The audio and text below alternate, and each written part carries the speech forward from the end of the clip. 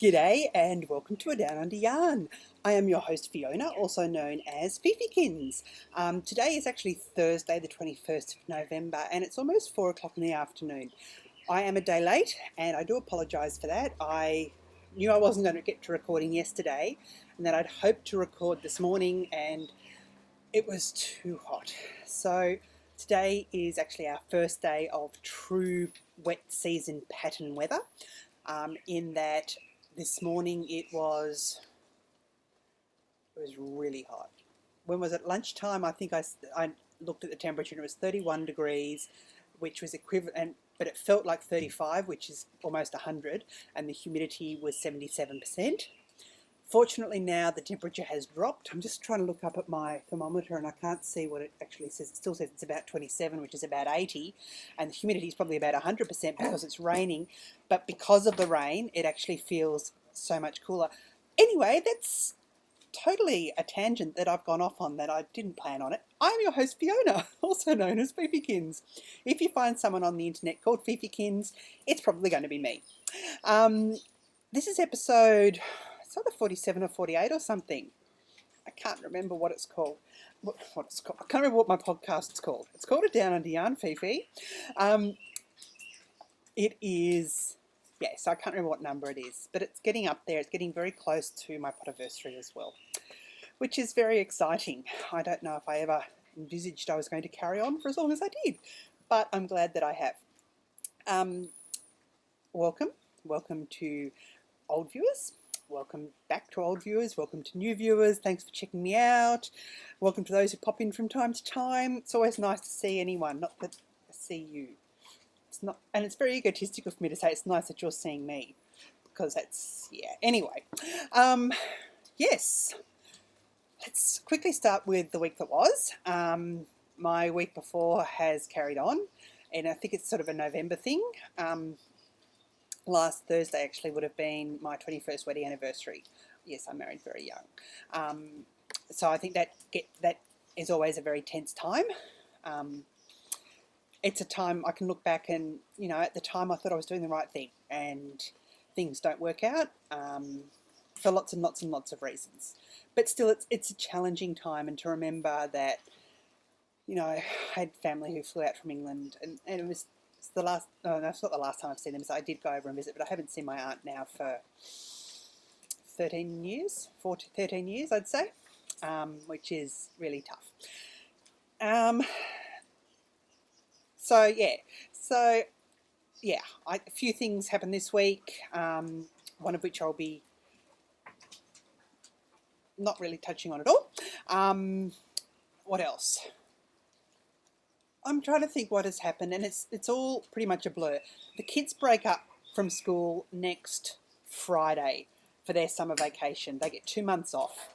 So it's the wind up of things. We had our Fibercrafters Christmas party on Sunday for lunch. Things like that. Christmas parties have started. The kids' holiday stuff. We had speech night last week, but this week it's just little things. So yeah. Next week Jasper's got his drama performances, so that's going to take time to, it's got lots of organisation. My mum's coming up for a few days, my brother's coming up later in the week because Jasper's got his primary school graduation. He's off to high school next year, which makes me feel very old, knowing I've got 2 children who are in high school and I'll have 2 teenagers in the house as well. So it's that run around. I think for people perhaps from the Northern Hemisphere, it's probably the equivalent of your end of school time, which I suspect is sort of May, June, where you've got stuff then with the holiday stuff thrown in as well. So it's always a really, really hectic time. The weather's been really blah. I have discovered though that you can dye on overcast days just beautifully. So all my Christmas pre-orders are out. Apart from one which was a pre-order from a couple of weeks ago, which I've re-dyed, which I'll get to that in shop stuff. If you're wondering, I'm the dyer behind Solar Flare Fibres. I have a little co-host down here, Ninja. We've had a bit of thunder this afternoon, and she's never ever responded to thunder before, but we had a really, really big clap just before, and she was like, ooh, ooh. Poor little girl. So she's down here keeping me company, and she's found another plastic bottle. I don't know where she finds them from. I think the kids bring them out, and instead of throwing them into the recycling bin, they just give them to the dog. Anyway, so that was the week that was. You know, there's other stuff, but I just can't remember. Tuesday was my day that was just tonight. Okay. You know, when you think, what can go wrong? Okay, well, I started off, excuse me, no. I'm talked about you, now you can get down. Started off on Tuesday. Kids were running late for school. So, oh no, Jess was the only one going to school. Imogen wasn't going to school because she had to have a toothache. She's getting braces on next Thursday. So we've had lots of dental stuff, which has just been a bit of a nightmare. Anyway, I woke up. I tried to ring school to let them know that Imogen would be there. The number you've called is not available from this phone. So they'd barred my phone. They restricted my phone. Long story short, they stuffed up my telephone bill 6 months ago. For 6 months, I've been trying to get them to do the correct direct debit. Instead of taking a set amount out each fortnight, which is what I've been trying to get them to do, they kept trying to take out a large amount once a month. Now, if you try and do that, and it's not the right time of the pay cycle, it's not going to work. And it didn't work. And silly me, I didn't just give them a ring and say, hey, because I'm sick of it. I'm sick of them not doing it properly. So I ring, and we go through it to a call centre in the Philippines. I've never had any problems with it. I got someone who was really short, and I said, are you okay? And she goes, yes, my computer's not working. And I said, is your family all okay? Yes, everything's fine. And she was just really short, and I thought, I'm not going any further. So I had some understanding there. I've got a friend who works for Telstra, and they said, when you ring up, if you want to speak to someone in Australia, you say complaints. So next time, she said, my database has just crashed. I can't access anything.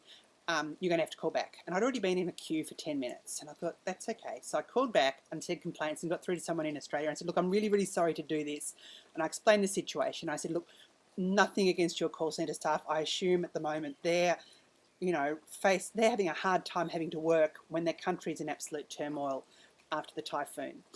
Anyway, and I explained to him the situation. He said, so you don't want a direct debit, because a direct debit is when it comes out on the bill date. You want a periodic payment. And I said, I'm sorry, so for 6 months I've been using the wrong terminology. And he goes, that is not a problem. He said, no.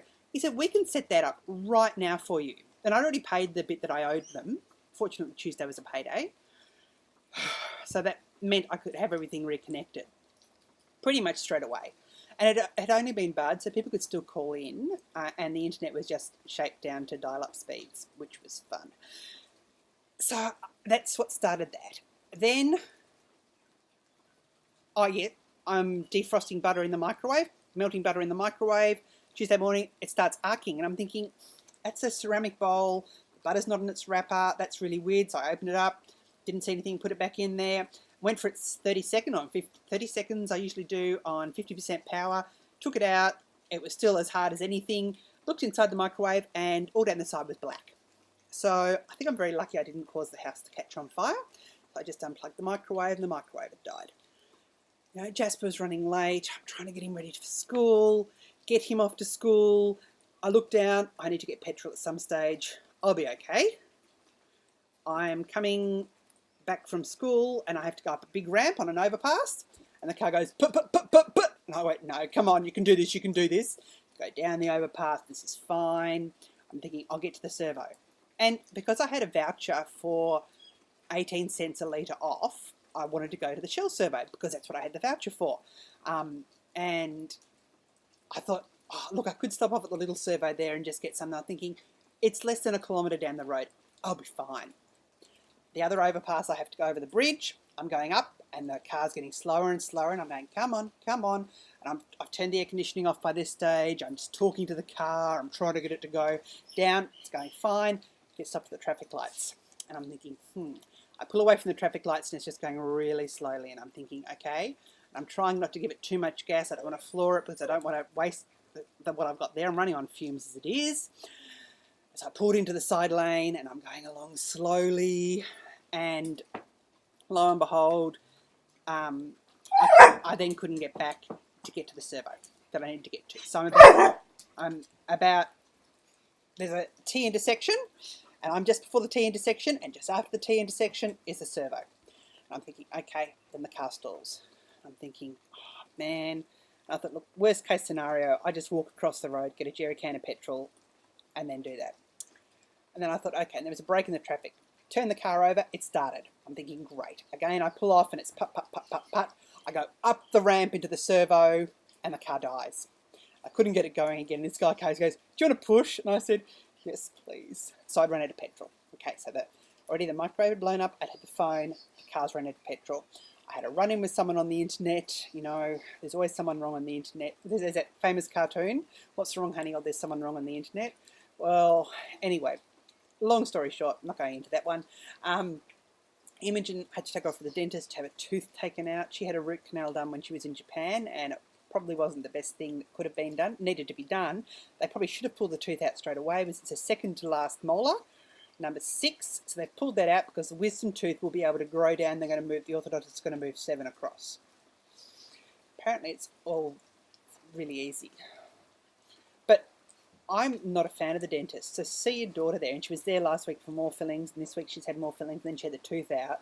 And to see the dentist, you know, tugging away, and I'm thinking, and when he pulled it out, he said, oh, you can see that bit on the end of the root there? He said, that's a huge infection. He said, that's just a chronic infection. It won't go away. It'll just dampen her immune system. Probably needed something to be done to it. Yes, she probably could have had a periodontal treatment or something to fix up the root, but still. Anyway, that was Tuesday. And then I got a lovely email in the evening, a job I'd gone for, which was going to be about 10 to 12 hours a week, which would have been just perfect, which I'd done really well in the application process. I wrote an application to begin with, and they came back and said, can you please address your criteria if you'd like? I addressed them. They then came back and said, thank you very much. We're going to have an interview. These are the questions we're going to ask. Can you please also answer these in writing for us before the interview? So I did that. I had the interview. The interview went really well. It was all on Skype. That went really well. And then I got the email back, and they said, look, so when the original thing came through, we've had hundreds and hundreds of applicants for this position, and you are one of the best. We really are interested. And you know, it's really lovely to hear stuff like that. I got the email on Tuesday saying, we were so impressed with you and wish we would love to have you involved in our organisation. However, the person we've given the job to has more experience dealing with volunteers, which is what we're looking at the moment. If you'd like to be involved, and I think I will. And, you know, it's one of those things, the way it was worded, it was really lovely and really affirming, but at the same time, I didn't get the job. So, you know, Tuesday was I didn't do Tuesday very well at all. Today, it's now quite nice because it's raining. Anyway, Administratia, I have a draw today for the second Great Yazzie Bags giveaway. So, I believe there were 37 entries. This is, now, people who've contacted me for the first Yazzie bag, I am so sorry I haven't got back to you. That is something on the top of my to-do list, and that is something I will be doing ASAP to get your bags out to you. So you will have your choice before the person at least who wins today. Now, I decided to go to random.org. Let me sorry, I've got windows open everywhere here. Here is random.org, 2 through 37. You can see half of my tabs I've got up there. I don't think there's anything too... No. Anyway, I'm going to hit generate. Can we see this?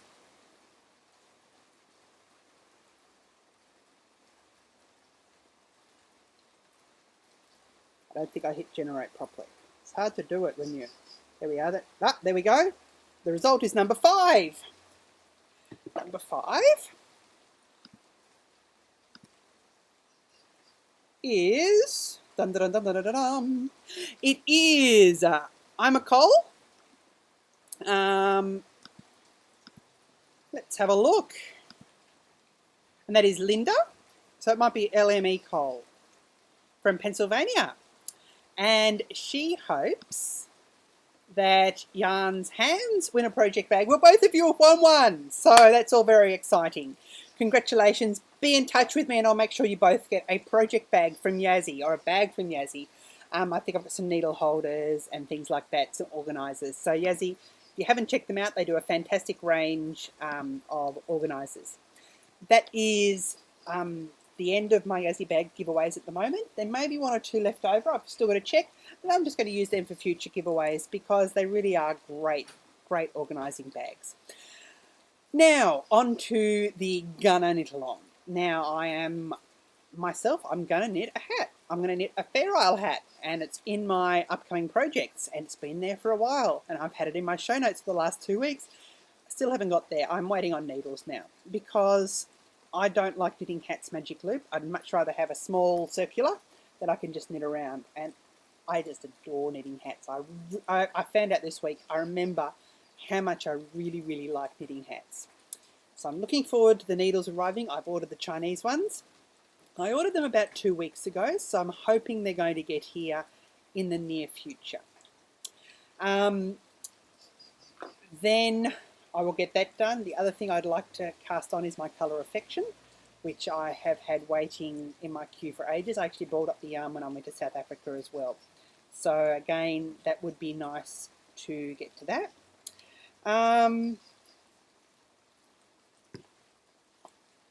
So the Gonna Knit Along is underway. Some people have had some fantastic finished objects already.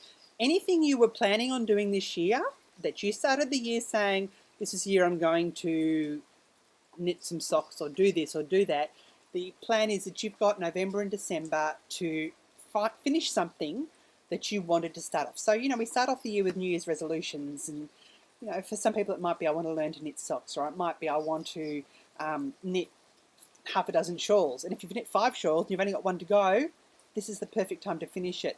Or you might have a whip that you've had on the needles for several months that you really want to get off the needles and you want to get in there. Or you've got some yarn you really want to use. Do it all. I don't care if you've started it months ago, years ago, whatever. Something that you wanted to do, even if this is the year you're going to enter one of my draws, that's fine.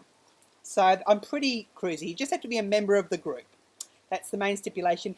And no chatter in the finished object thread. There is also a chatter thread though, which is fine. The other bit of administratia.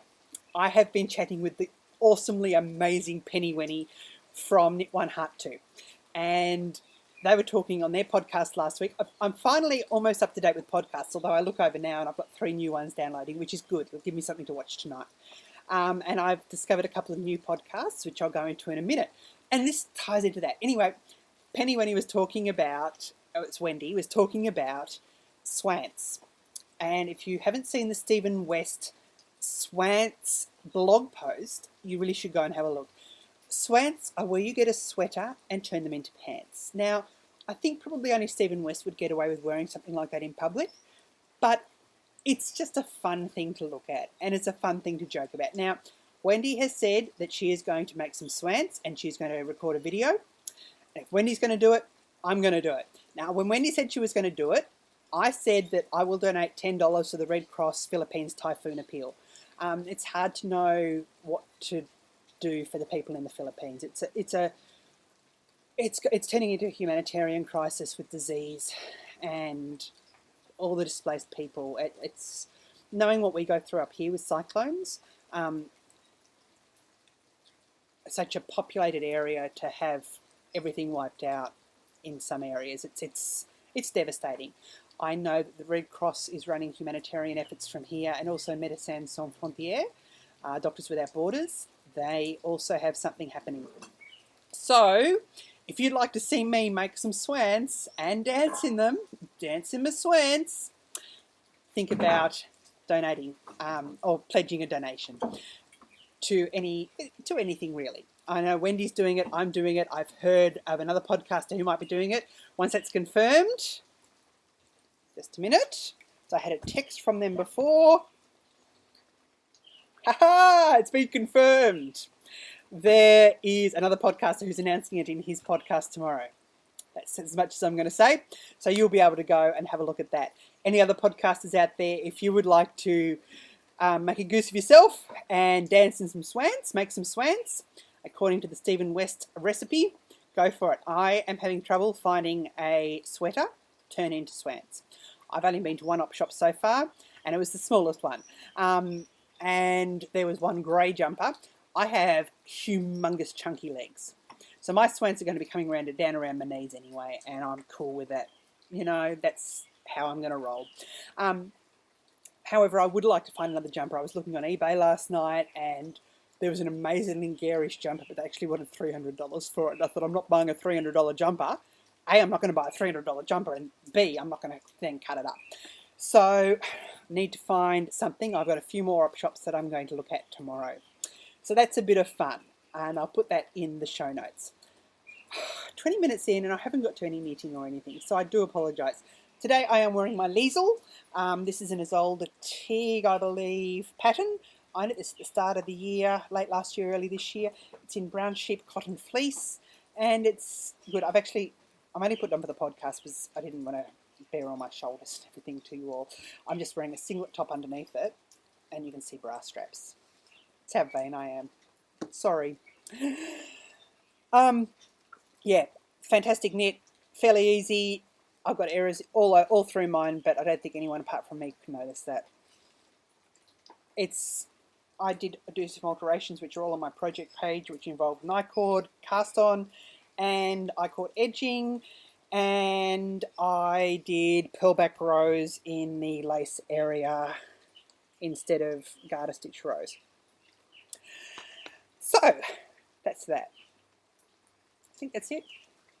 What have I been doing this week? I have a finished object. And no, it is not my Susanna IC shawl. I decided I needed a break. It must have been Thursday, Friday last week. I think it was Thursday. And I thought I just need a break from all these little needles and little yarn. So I got my skein of Madeline Tosh Vintage in Tart and cast on my Crooked Paths hat, which I finished. I cast it on Thursday afternoon, knit the ribbing. I cast it on Thursday morning. You know, every pattern says, check you haven't twisted the stitches before joining in the round. I don't think this pattern actually says it, but I know to do that. I knit the first line of ribbing and realised that I'd twisted it. Now, I do know someone who knit the whole front of a jumper after having twisted the a jumper up to underarms. Couldn't work out why they couldn't get the arms on their jumper. They hadn't worked out they'd actually twisted it. I think for me, if that had happened to me, I would have just bound it off and said it's a cow. But that person had done that, so I just had to rip it out and start again. And did one repeat on Thursday evening before going back to my shawl, and finished this on Friday. Not sure. The lighting today is really, it's going to be glaring because of the, I'm going to see if I can turn that way, if that's going to help this. And it's not, because that's, I'm sorry, I'm trying not to. Anyway, there are photos on my project page. It is the Crooked Paths hat. Have I got who that is by?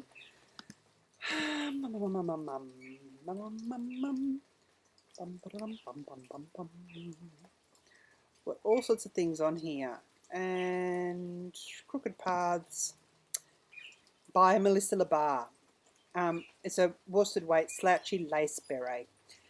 Lots of people have been asking me, has it got cables on it? No, it's not cables. It is all, it is just, there we go. That actually probably shows you a bit of the patterning there. If I flop that over like that, you can see there. I really love it. I think this is me wishing it was the weather to wear it because it's just really lovely. The only modification I did twisted ribbing because I think part of it is laziness. And if I have knit one by one ribbing, I usually do twisted ribbing because that's the way my needles are going. It means I don't have to twist them. I'd say that's me being lazy. Anyway, that's what I do. So I did that. I like twisted ribbing down the bottom there. Apart from that, not a lot else. I think I was looking through it when I was blocking this yesterday, and I saw one decrease that was going the wrong way, but I thought you really would have to look close to find it. I blocked it over a dinner plate. It's really lovely, slouchy. I'm trying to work out how I can get, if I go around to here, apart from showing you all the mess down there, I might be able to show you, there you go, that's probably a bit, that shows you a bit more. of the hat. So, yeah. Sorry. Anyway, let me slowly come back. I don't want to give people motion sickness. Okay, so that is finished. I have a half-finished object, a PhD, a hoe, whatever you want to call it. The first of Imogen's watermelon socks. I'm trying to think where my sock blocker is. It should be here. Yeah, you don't want to see the table in front of me. It's actually a bit of a mess. I was saying that was Madeline Tosh vintage. I've got that much left over. The skein ended up weighing 120 grams, which I think is excellent value for money. I got that at Bendigo when I was there in July, August, whenever the Bendigo Wool and Ship and Wool Festival was. So that's that. My sock blockers aren't hanging up over there. I can't see them straight in front of me. They're around somewhere. When I finish the other sock, I can show you. But that shows you about how long Imogen's foot is. These are the watermelon socks with the Fish Lips Kiss heel. My magic heel where it just magically worked out exactly right. Normal socks. I did 2x2 ribbing at the top. I bound off using what I call the Stephen West bind off, which is where you knit 2 stitches, knit them together, knit one, knit those 2 together, knit one, knit those 2 together. I find that a very stretchy bind off. It is very stretchy. It probably stretches more than the circumference of the sock, so I figure that's a successful bind off. I thought I had left enough of the green at the top there, but ended up breaking into the red on the bind off. That's how much yarn it used. I'd left almost, well, I thought I'd left almost half a, I probably only left 2 rows. Perhaps I should have left an extra row, but then, anyway, whatever I've done, Imogen doesn't mind. She's quite happy with it. It sort of fits her. I think it'll fit her better on a less hot day. When she tried on, it was a really hot and sticky day, and she just had a tooth removed. So that is that sock. I actually haven't cast on the second sock. I've been meaning to. I'll cast that on and finish that sometime. It's one of the things I'm going to do this year. So that will happen there. This sock weighs 52 grams. I have 53 grams of yarn left. And so that means I am going to reverse it. Seeing I'm now in a red bit, I'm going to cast on with the red and do a reverse. It's not going to match up. They're going to be opposite stripes. Seeing they're even stripes, I don't think that will really matter that much. Just because I don't know how much I trust my scales I've got up here at the moment. If I need to rip back at the top of this one to make them even, that's what's going to happen. They are almost, I was hoping to get the cuff the same length as the foot because I quite like that, but hey, when you've got a foot that long, it's very difficult. This is Yarn vs. Zombies in her striping.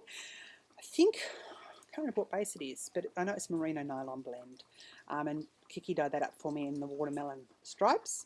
People keep asking me if it's a Christmas sock. I've knitted it 3 times at the dentist, and every time he says, "Oh, you're on those Christmas socks again, are you?"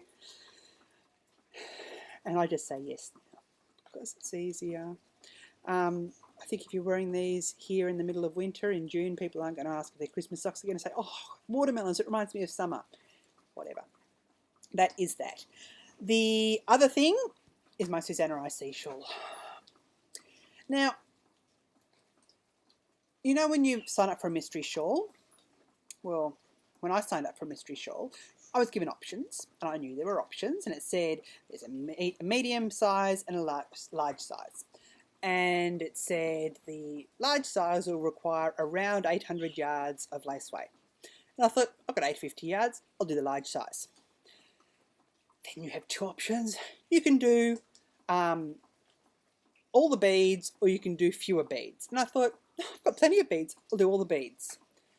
And then I get to the rows where there's 600 odd stitches and you're beading every 2nd or 3rd stitch. And I think, why?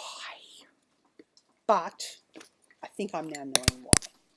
I have 1 pearl back row to go, 1 more pattern row which has the least beads out of the final rows, and then the bind off which is done on a pearl row. This is the Mystery Shawl by Susanna IC. And can I just say, I love it. I absolutely adore it. I really, really do. I'm looking for the centre. Where's my centre bit? here, because then I can show you kind of where it is. Now, I can't even remember where I was last week, but you can see down the bottom there, there's quite a bit of beading. So, as I say, my lighting is not the best. This is my Solar Flare Fibers Amaterasu base in the teal, although once this is knit up, it's actually not as teal as I thought it might be. It's more a blue, but I really, really like it. Trying to see if I can show some of the detail down the bottom here to have it picked up, and I don't know if I can. There we go. So we've got these leaves cascading down into the little leaves at the bottom. You change needle sizes to get a different gauge at the bottom. It's just magical. Really, really lovely. It's easy to read lace. Usually when I'm knitting lace on my pearl back rows or on my rows back, I look at the pattern to double check what I've done. I found once I got over 500 stitches, I didn't want to repeat everything back. But if I did miss the occasional yarn over, it's really been very easy to find it, and it's easy to create a yarn over, I've found later on. The only time it won't be will be in my bind off row, which is when I'm going to really focus on what I've done. Yeah, I don't know what else I can say. There's a few people who finished them. The blocking schematic came out yesterday. I'm going to have to invest in some blocking boards. My dressmaker's tailor's mat is not going to be big enough. This is huge. I'm going to be binding off almost 1,400 stitches. Yeah. Then I tell myself, you know, hey, it's not a picot bind off, or hey, it's not a beaded bind off. So, you know, there are worse things. And as Susanna herself said beautifully, she said, I don't know how many people would have knit the large size if I'd said for them to cast on almost 1,400 stitches, and that is true. So it's been top down, and it is really, really, really beautiful. So yeah, so this is going to be a shop sample, of course, for me. Although it's Jasper's graduation next Thursday, and it might be nice for me to wear it. I have a blue dress. I haven't tried it on for ages. I don't know if it still fits me. I don't know what's happening with my body at the moment, so we'll wait and see. So I think that's all that I've worked on this week, in that it's a couple of other things that I've worked on, but there's hardly any progress, so I'm not really going to show you. After I have finished this, Jasper's teacher this year has been absolutely superb. It's his last year of primary school, year 7, and next year, year 6 will be the end of primary school, so year 7 will also be as well. So he's actually quite fortunate that he's going into high school next year. The year after he goes up, the current year 5s and 6s will both be heading into high school together. So he's going to have special treatment next year because he's going up. His teacher this year has been absolutely superb, like beyond what the call of teachers is. You know, some teachers who just go above and beyond. She's done that, and I'm thrilled for her, but sad at the same time that she's leaving at the end of the year. It's her second year teaching, and she's going back to study a further degree. I can see why she's doing it, because she's such a good teacher, and I know the teachers I studied with. I studied education myself, and I'm not a teacher. And I'm not a teacher because I'd have to deal with parents like me, but also because I know the hard work that goes into educating kids well. And it's not rewarded. It's not remunerated effectively. Teachers do not work 9 till 3 each day. Teachers work from 7 in the morning till 6 or 7 at night. I've been to pick up Jasper. I know most teachers at Jasper School get there at 7 in the morning. I've been to pick the kids up at 5 o'clock at night when most of the teachers are still there. I know they go home with work. Yes, they have all these holidays, but they're planning. Jasper's teacher had to take a week off. In the last school holiday, she said that she knew she had to take a week off, go and visit her family down south, because if she hadn't have done that, she said it's just, it's just really tough. So I'm thrilled that she's moving on. Hello, Ninja. Ninja, come here, please. Excuse me. Ninja, come here. Come on. So because she's been so good, and because Jasper's had his ups and downs this year, and she's been there all through it and has been very supportive of him, I'm hoping to make her knit her some fingerless mitts. So I'm going to do that in this week. So I hope they'll be there ready for next week. I'm doing them in fingering weight yarn. One, because it's not going to get that cold down in Brizzy, but I know myself from sitting in uni libraries up here, they keep them at a really low temperature because the government has decreed, it's actually 23 degrees Celsius, but it's what the government has decreed as a comfortable temperature for men in suits. Yeah, anyway, so yes, I want to knit those for her. This was going to be a really quick show and it's not, I'm sorry. I think that's all the crafting stuff. I haven't got any spinning to show you. I've done a bit of spinning, but my spinning wheel's still over at Mimmels, where I can spin in the aircon. Although yesterday I was inside with the aircon on because it was just revoltingly muggy and humid and just sticky here. But I try not to put the aircon on during the day. But sometimes you just got to. So if you are not hanging around for a little shop update, mad if you leave now, but I do understand that some people do. I will catch you next week. For those who are hanging around, I have a small update going up tomorrow morning. Next week there is going to be quite a large update. I understand it's something called Thanksgiving next week in America. And after Thanksgiving you have Black Friday sales. I figure I might as well get in on the fun. I know in Australia we have our Boxing Day sales. So again, I'm getting in the fun then, probably too. Why not? Reminder, I have gift certificates available in the shop. If you would like me to ping someone and say, hey, have you thought about giving your spouse, your wife, your husband, your partner, your friend, your daughter, your son, your whatever, a voucher for Christmas? Hey, if anyone's out there a teacher who wants me to put something in your school newsletter saying, hey, Miss So-and-so, Mrs. McNamara, hello, Mrs. Mac. Mrs. McNamara was saying if any of the kids in her class want to get her a present, she'd love a gift voucher from Solar Flow Fibres. Just saying. It's just putting it out there. Anyway, I have 3 things going up tomorrow. One is a one-of-a-kind, and it is in the Yi base, which is the base that I've been using for the multiples. This one, though, there was a bit of a... it just didn't turn out the way I wanted it to turn out. This base sucks up dye like you wouldn't believe. It sucks up moisture. This is the sort of yarn, I will put it, when I'm soaking my yarn, I've got a big tub, and I've got a way that I twist them before I put them in this that I know I can get them out without them clumping up. Plus I've got extra ties on them. This is the one where I can just drop the yarn on top and it basically sinks to the bottom and is saturated. That's how much it absorbs just water. So silly me didn't think that if I'm putting dye on there, the dye is just going to go and because it's going to do it all together, it's going to blend more. So I did a Happy New Year as a custom order, and apart from the blue areas, I had golden brown patches and didn't look like fireworks anymore. Didn't look bad, but I thought it could look better. So I actually overdyed it with purple. This is going up as a one-of-a-kind into the shop. You can see there the blues, which, look, it's actually quite pretty like this. And it's going to have patches there where you can see it's got some, I suppose it's sort of burgundy bits, some pinky bits still, some golden yellowy bits, and some browny bits there that have all been overdyed with purple. So that is going up as a one-of-a-kind into the shop. I also did some experimenting earlier this week, and these 2 are going up this week as well. These are on the Apollo base, which is 80% BFL, 20% nylon, and 400 yards from memory. Perfect for socks, perfect for anything really. It's a nice yarn to work with. It's what I used for my Stephen West knit along this year. So I experimented. Because I do all solid iron, I don't do anything on the stove. It means that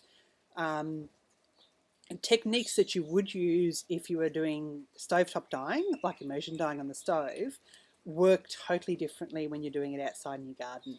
I have my trolley and I have my big hat that I put on and head out, and I think it was Monday or Tuesday when I was doing a big dye day, and I decided to try something different. Now, if I was dyeing on the stove, and doing immersion dyeing, I'd be able to put little bits of dye around the outside of the pot, and they'd be able to seep through and all sorts of things like that. Simmering water would create a bit of tension. That would help you know what you were doing. When I have my glass jars, I should have brought a glass jar up, and I am going to do aside from this, I am going to be doing a how I dye episode sometime soon, because I've had a few people ask me. It's a process that I know is different, and I'm more than happy to share some of my techniques. I've got my business mentor is coming to visit me next Thursday for the first time, so I've got to tidy up downstairs. So once I've done that, I can probably do that. Once the kids are on holidays, I'll get them to film and edit something, which could actually turn out quite disastrously. Anyway, what I decided to experiment with is dyeing base range of colours, and I usually dye them with one or two colours together. And when I'm over dyeing or when I'm doing that, I take the yarn out of the jar, I put the colour in, mix it around, put the yarn in, and I usually dunk the yarn up and down a few times, and that helps distribute the dye evenly throughout the skein. And I hold it from one end. And anyway, that's what I do. This time, I left the yarn in the jar and just squirted the dye on top. Now, you've got to remember, there's no simmering water.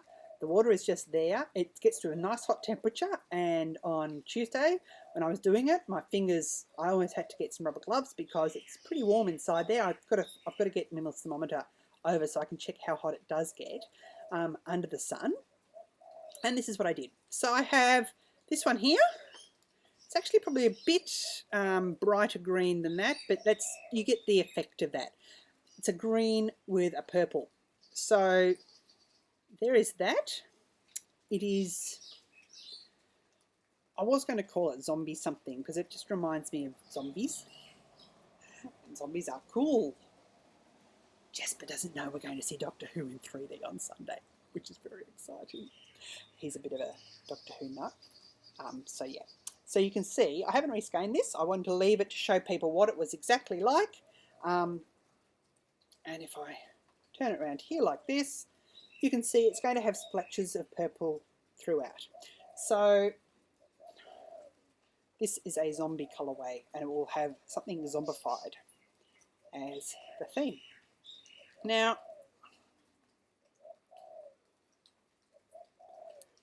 I use two sticks when I usually skein these, so when I do it by hand, they go sloppy.